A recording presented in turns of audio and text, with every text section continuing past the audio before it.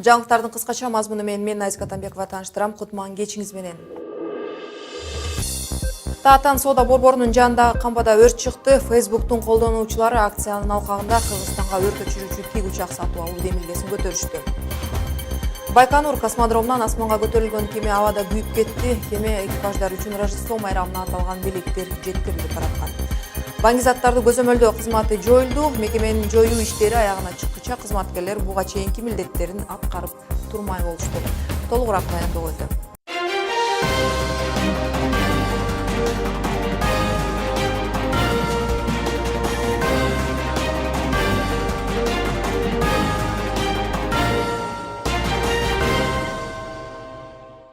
Өкмөт башчысы Сооронбай Жээнбеков кол койгон токтомго ылайык маңзаттарды көзөмөлдөө боюнча мамлекеттик кызмат күч түзүмдөрүнүн реформасы алкагында жоюлду.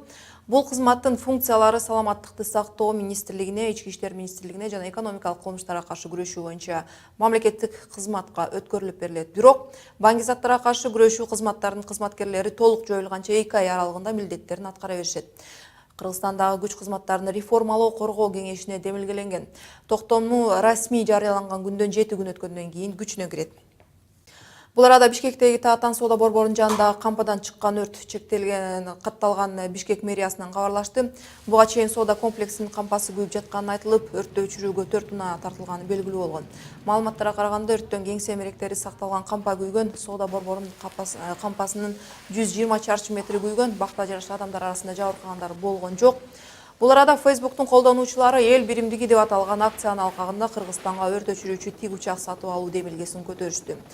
Уюштуруучулардын айтымында мындай идея былтыр Чишкан Капчык айында өрт чыкканда келген. Өлкөдө өрт өчүрүүчү тигучак жоктугунан Казакстанга акча төлөп тигучагын алып келип өрттү өчүргөн. Учурда бул үчүн атайын банкта эсеп ачылып, алгачкы салымдар алыс жакынкы чет өлкөлөрдө жашап иштеген кыргызстандыктар да келип түшө баштады. Кошулуучу салымдардын суммасына чек жок. Ал эми Тува республикасынын аймагында эл аралык космостук станцияга багыт алган Прогресс аба жүк кемеси кырсыктады. 1 декабрда Байконур космодромунан асманга көтөрүлгөн кеме 6 мүнөттөн кийин кемедеги жабдыктар менен кошо күйүп кеткен. Анын бортунда экипаждар үчүн Рождество майрамына аталган белектер жеткирилип бараткан. 1 жыл мурун ушул өңдүү Прогресс техникалык мүчүлүштүктөргө байланыштуу кырсыкка кабылган. Жаңылыктарды улантабыз. Орусия менен Тажикстан аскердик кызматташтыкты бекемдөө ниетинде кийинки жылы Москва дүйшөмбүгө аскердик тигучактарды берет. Москва тажик кесиптештери Шарали Мирзо менен жолуккан Сергей Шойгунун айтымында чечим жамааттык коомсуздук келишим уюмуна мүчө өлкөлөрдүн түштүк чек араларынын коопсуздугун бекемдөө максатында кабыл алынды. Ал согуштук учактар менен тигучактарды жеткирүү биринчи кезекте Ооганстандагы террористтик жана экстремисттик коркунучтарга байланыштуу экенин белгиледи. 2012 жылы өлкөлөр ортосунда Тажикстанга аскердик тигучактарды жеткирүү тууралуу келишимге кол коюлган. Анын алкагында Орусия өзүнүн аскери базаларын жайгашкан Тажикстан менен Кыргызстандын коргонуу мүмкүнчүлүктөрүн бекемдөө үчүн $70 миллиард бөлүшү керек болчу. Согуштук авиациядан сырткары Москва курал-жарак жана ок-дарыларды берүүнү да убадалаган. Кабарларды баяндообузду улантабыз кийинки бөлүктө. Өкмөт Кыргызстандын эт азыктарына Кытайга ташуу мүмкүнчүлүктөрүн карап чыгат. Кытай элчисин кабыл алган премьер чарбачылыкты өнүктүрүү, Кытайга экспорттоо көлөмүн жогорулатуу жаатында кызматташууга даяр экенин белгиледи. 3 декабрда жыл сайын Кыргызстанда мүмкүнчүлүгү чектелген адамдардын күнү белгиленет. Аялуу топко киргендерге мамлекет кандай колдоо көрсөтүүдө? Тажикстандын жана Өзбекстандын палоосу ЮНЕСКО маданий мурастар тизмесине киргизилсе, Астанада кыргыз адабиятынын борбору ачылды. Өкмөт Кыргызстандын эт азыктарын Кытайга ташуу мүмкүнчүлүктөрүн карап чыгат. Бул туурасында премьер-министр Сооронбай Жээнбеков Кытай мамлекетинин элчиси Сяо Цинхуа менен жолуккан маалда белгиледи. Өкмөт башчы Кыргызстан Кытай өлкөсү менен эки тараптуу мамилелерди өнүктүрүүгө чоң маани берерин кошумчалады. Кыргызстан Кытай менен айыл чарба тармагында кызматташтыкты активдештирүүгө, мал чарбачылыкты өнүктүрүү, экологиялык жактан таза ата мекендик таза продукцияны Кытайга экспорттоо көлөмүн жогорулатуу жаатында кызматташууга даяр экенин белгиледи. Элчи Сяо Цинхуандын айтымында эки өлкө башчыларынын күч аракетине жараша Кыргыз-Кытай мамилелери бардык тарапта динамикалуу түрдө өнүгүүдө. Элчи эки мамлекет ортосундагы мамилелерди өнүктүрүү жана чындоо үчүн колдон келген аракетин жумшаарын билдирди. Жолугушуунун жүрүшүндө тараптар транспорттук коммуникация, айыл чарба, өндүрүштү өнүктүрүү тармактарында кызматташуу келечеги тууралуу пикир алмашты. 3 декабрда жыл сайын Кыргызстанда мүмкүнчүлүгү чектелген адамдардын күнү белгиленет. Аялуу топко кирген адамдардын коомдук транспортты колдонууда, маданий соода мекемелеринде барууда кыйынчылыктар жойула элек. Расмий маалыматка ылайык, өлкө аймагында 160 миңге жакын майып жаран бар. Алардын 30 миңге жакыны 18 жашка чейинкилер түзөт. Эмгек жана социалдык өнүгүү министрлигинин өкүлү Чолпон Мамедалиева менен дал ушул мүмкүнчүлүгү чектелген камкордукка алуу маселесин, алардын көйгөйлөрүн көтөрөбүз. Саламатсызбы? Жөлөк пул акысы 3 миң сомго чейин экен. Мамлекет тарабынан акчалай колдоо көбөйөбү бюджетке? Жөлөк пулдарга каралган акча соңку жылдары кандай болуп атат? Суммада өсүш барбы? Бул сурооңорго жооп бере турган жобубуз это жыл сайын бөлүнө турган акчабыз көбөйүп баратат. Бүгүнкү күнү 7 миллиардтан ашык акча каралып атат бир жылга.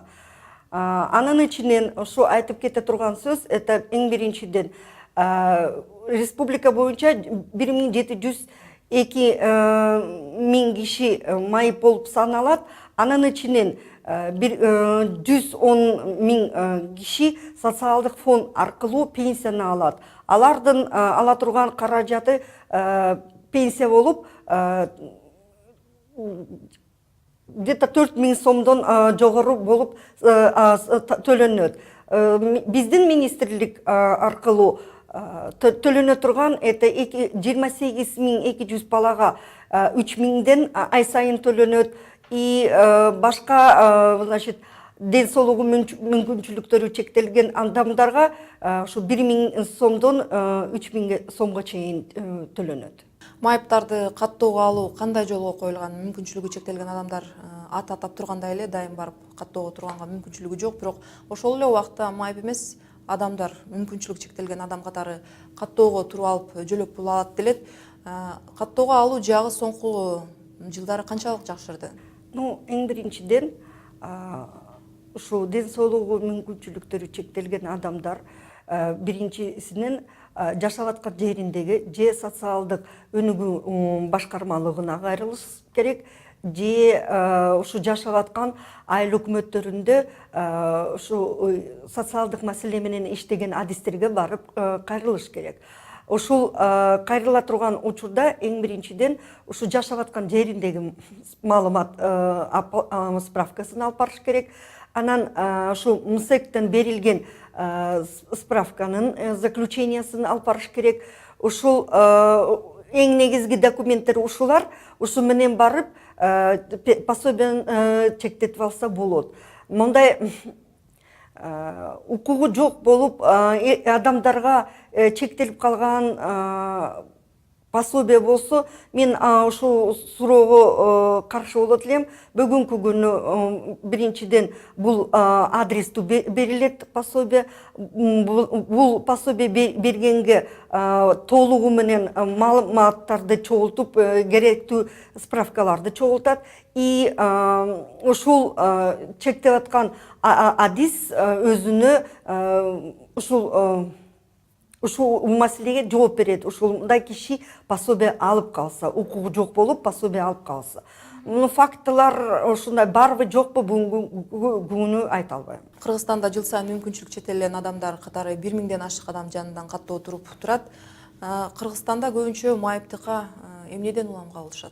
Жылдын башында 1702 миңден ашык киши болсо, жылдын аягына чейин бул сан көбөйүп 2 миңге көбөйдү деп айта алам. Это значит 1704 миң киши аныкталат. Кантип бул саны өсүп атат? Биринчиден жергиликтүү айыл өкмөттөр иштеп атат, биздин башкармалыктар иштеп атат. Элдердин маалыматы жетип, элдерге маалымат жетип, алар өздөрү кайрылып атат. И экинчи суроонун экинчи бөлүмү эмне себептен булардын саны өсүп келатат? Значит, жыл сайын майып балдардын саны көбөйүп келатат. Булар төрөлгөндөн аномалиясы бар болуп атат. Булардын баягы энеси оорукчал болуп, баласы оорукчал болуп төрөлүп атат.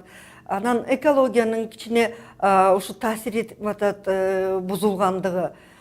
Чоң кишилердин арасынан эмнеден саны өсүп келатат десек, это көбүнчөсү жүрөк оорудан, экинчиси ушул травма көп болуп атат. Анан производственный травма деп анын ичинде бар. Ушундай причиналар болуп атат да. Рахмат сизге. Эмгек жана социалдык өнүгүү министрлигинин өкүлү Чолпон Мамбеталиева менен кечиресиздер, Чолпон Мамбетаипова менен мүмкүнчүлүгү чектелген адамдардын маселелери тууралуу баарлаштык.